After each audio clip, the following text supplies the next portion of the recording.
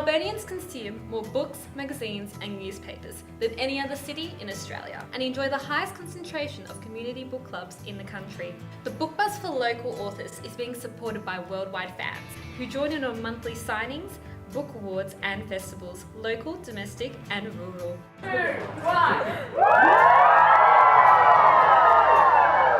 Home to Australia's oldest library, it is no doubt that Melbourne is the capital for book lovers. Victorian authors have dominated Dymocks Bookshop Top 101 list for 2016. John Marsden, who wrote Tomorrow When the War Began, has now become an international franchise and took out the young adult genre. A community that focuses on reads for girls and boys aged 10 to 18 and consists of fantasy, contemporary and romance. The first take of the Bookburbia duology series follows Julia M. Sanson and Shivaun Plozza, uprising young adult authors who use different areas in the city of Melbourne to define the type of story they set up for their characters. With two completely different approaches, we question what type of story do they want the city to tell for them, and why Melbourne?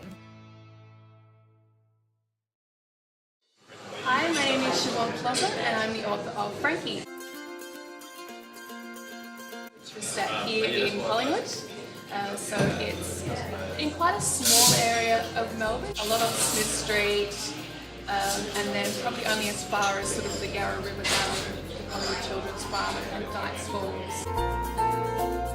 Frankie is about a really angry 17-year-old girl. She's so angry that when we first meet her, she's just broken the nose of a classmate by hitting her face with the collected works of Shakespeare. So that's quite angry. But she's got a reason to be angry. She had a really tough upbringing, was abandoned by her mother when she was only 4 years old, and didn't have a great time with the mother before that anyway, with drugs and abuse and that sort of thing. So she's definitely grown up with a real understandable sort of children's shelter. When she gets a phone call out of the blue that this 14-year-old boy saying, "Hey, I'm your half brother," part of her is really attracted to the idea of, hey, this is a family I never knew I had. This is something I could have that all these other people seem to have around me. But she's, grown up where she has. She's a little bit cautious about these things. But she does decide to get to know him and actually really likes him. But then he starts acting a little bit like he might not be on the level, and then he vanishes. And no one's really interested because he's a kid from the wrong side of the tracks. He's been in trouble with the police. The police aren't interested in looking for him. The media is not paying attention. So Frankie thinks that even though I'm not sure who this kid was, I think he deserves to be found with someone to actually care for him. Don't trust a word he says. That's what Aunt Vinnie said about Xavier. How bad can a 14-year-old be? I asked her. That got a throaty ha. The kid says he's your brother, so wipe off 4 years and take a look in the mirror. Touché. Anyway, he's late. So I guess I can add don't rely on his time management skills to the list. Behind me, people dash in and out of beating me up Scotty, the smell of coffee calling me each time the door opens.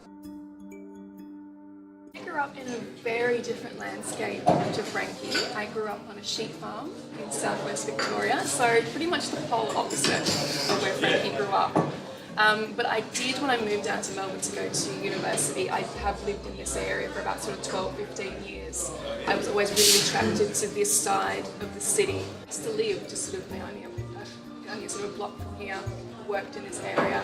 So I spent a lot of time just sort of walking these streets, just sort of absorbing it. I still felt very connected with her story and her journey and stuff because it was in locations that I knew intimately.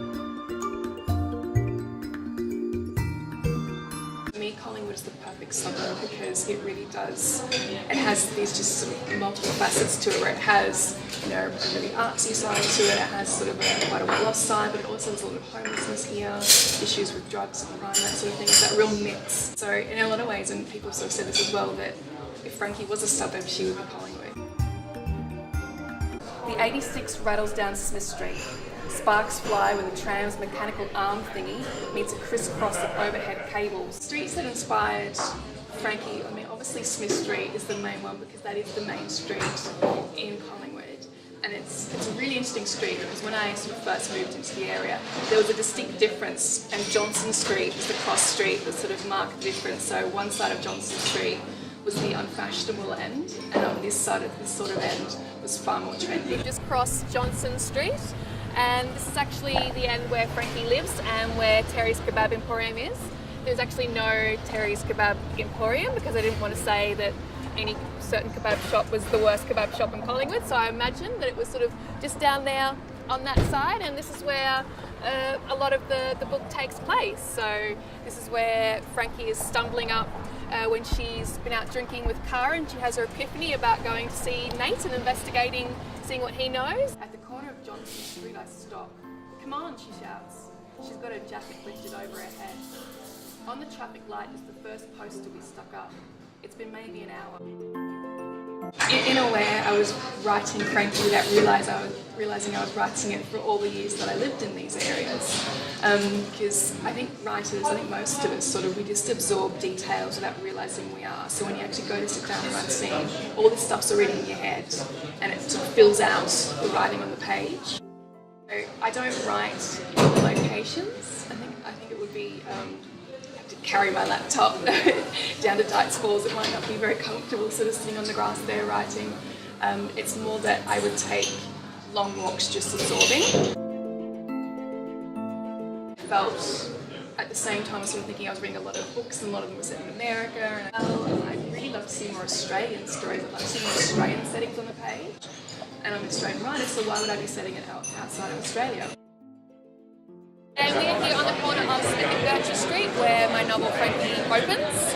Frankie is waiting for her brother that she's never met before. She's going to meet him for the first time. She's waiting here wondering who he is, what he looks like. And yeah, so a couple of things sort of took place on this street corner. One other thing was the record store here. This is where Xavier, the half-brother, buys a really expensive, very rare record for Frankie to try and ingratiate himself to her. And I didn't actually call it, I don't know what this place is called, but I gave a different name because I didn't want to associate this shop with the one in the novel. I called mine the Vinyl Underground, and I sort of play on the Velvet Underground. And actually next door is the cafe where Frankie's waiting outside of to meet Xavier for the first time. As you can see, it's not actually a cafe, it's a clothing store, but I wanted her in this location. I really like the street corner, the atmosphere of it, so I said, well, I can make up a cafe here, which I did. It's called Beam Me Up Scotty, and yeah, so she's waiting outside this actual shop here at the beginning of the novel. People are walking past, trams are coming as well, that happens to be the novel, that's nicely timed. The 86 is rambling past. And yeah, so she's waiting for her half-brother at this time in the novel. And actually, another thing on this street corner you can point out, that's not Terry's Kebab Emporium, it's definitely not. But there are a lot of kebab shops on Smith Street, so when I was trying to decide what kind of shop Frankie and her aunt would be in, it had to be a kebab shop because there's just so many amazing kebab shops here. So that's a very good kebab shop. The one in my novel is a very bad one, so it's definitely not that one.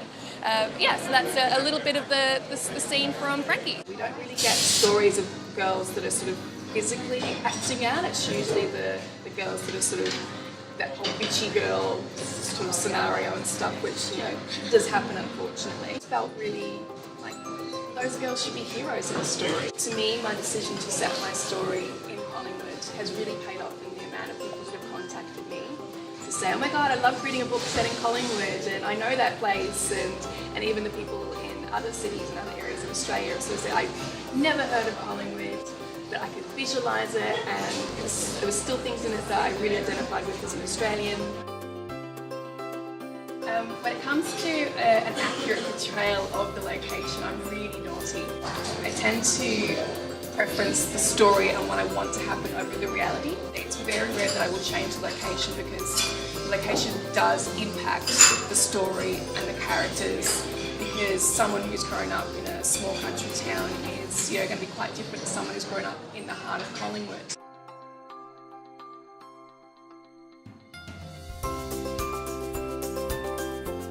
I mean, I don't expect any book that I write to change the world, and I want people first and foremost to really enjoy the story and the characters, but if they get a little bit of something about, kids from low-class backgrounds deserving their own stories and showing them in a complex way that shows that they're intelligent and smart and they're